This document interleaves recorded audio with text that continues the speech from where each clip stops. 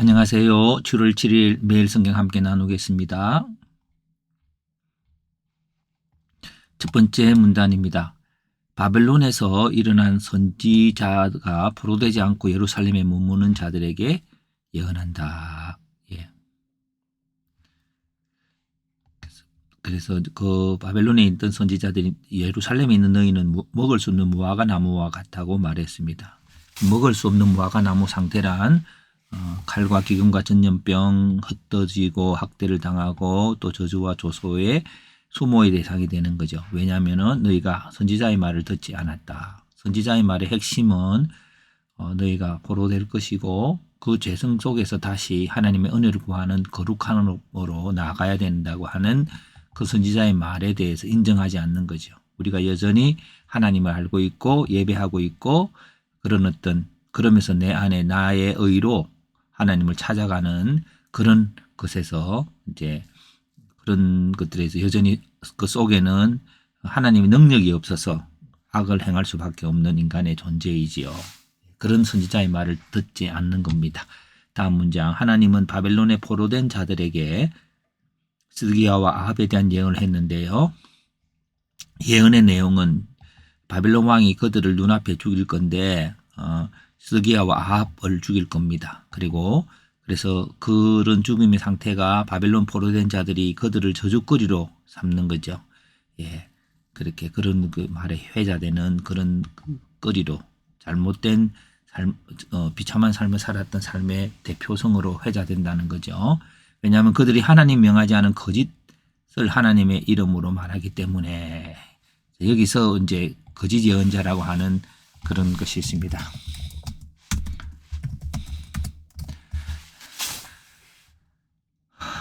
하나님은 스마야에 대해서 예언했습니다. 스마야는 그 서바냐와 제사장에게 편지한 것들이 있는데 그래서 서바냐를 성전의 감독자로 삼았는데도 불구하고 미친 자와 선지자 노릇하는 그게 예레미야죠.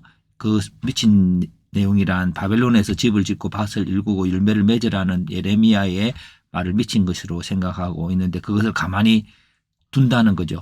서바냐가.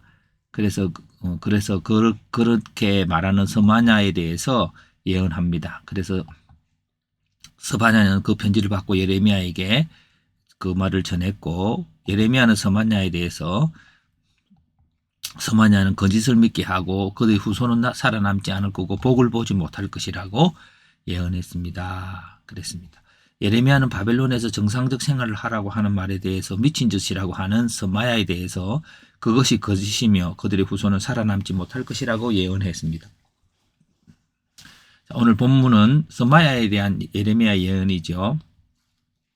예언의 대상은 서마야이고요. 그리고 예루살렘에서 바벨론으로 포로되지 않은 자에 대한 것입니다. 예언의 내용은 세마의 예언은 거짓이고 그의 후손은 살아남지 않고 복을 보지 못할 건데 예언의 근거는 먼저 바벨론에 포로되지 않은 자에 대해서는 너희가 이런 학대와 기근과 저주거리가 된다고 하는 것이고 바벨론 포로들에 대해서는 이제 집을 짓고 밭을 일구고 살아야 된다는 거죠. 근데 그것을 서마야는 거부하는 겁니다.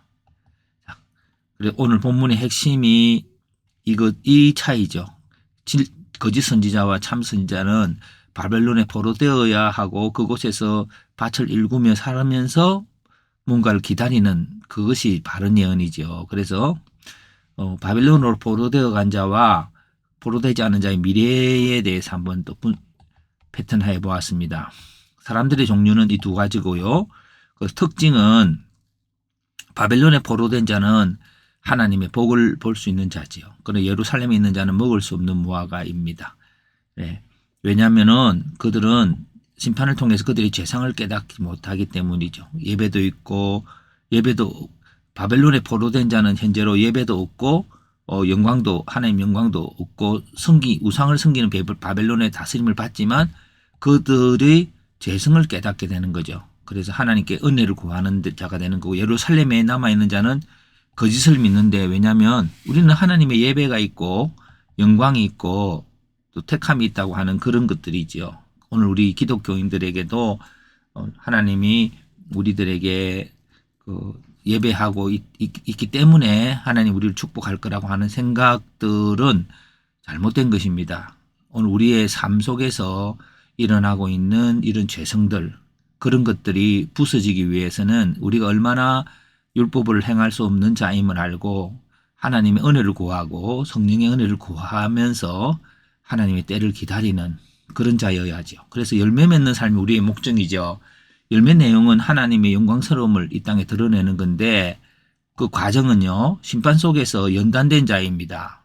그래서 결국 바벨론에 포로된 자들이 하나님의 심판을 알게 되고 그 속에서 하나님의 긍휼과 하나님의 신실한 약속에 대한 신실한 성취를 기다리는 지죠. 이것이 복음이죠. 예수 그리스도께서 이 신실한 약속을 이루셨던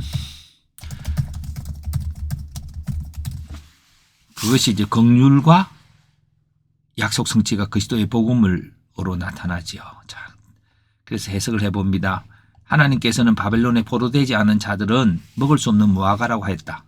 하나님께서는 바벨론에 포로된 자들이 그곳에서 정상적인 생활을 하며 하나님이 행하시려는 복을 기다리게 하셨다. 그러나 바벨론에 포로되지 않은 자들이 바벨론에 포로된 자들이 정상 생활을 하라는 말에 대해서 미친 짓이라고 생각하지만 오히려 하나님께서는 그들이 거짓을 믿고 하나님이 후손에게 주실 복을 보지 못하게 될 것이라고 말씀하셨다. 오늘 이 본문은 열매 맺는 자 대신에 거짓 선지자라고 하는 예언이라고 하는 것들이죠. 거짓 예언은 우리의 행함과 상관없는 예배라도 축복이 있다라고 하는 것이 거짓 예언의 핵심이라고 봅니다. 그래서 우리는 질문과 적용에 나의 의를 의지하지 않고 성령께서 인도하시는 소명을 따라가면 하나님 주시는 열매, 곧 하나님의 율법을 행하면서 이웃을 복되게 하는 평강의 삶을 살 수 있게 된다. 예, 곧 우리가 예수를 그리스도를 통해서 성령님이 오시고 예수님과의 교제를 통해서 쭉 가다 보면 어느덧 하나님의 율법을 행하게 되고 그 행함으로 하나님께서 복된 삶을 우리에게 주시는 것입니다. 오늘 우리들에게 고난을 통해서 우리 자신을 돌아볼 수 있는 은혜가 있기를 바랍니다.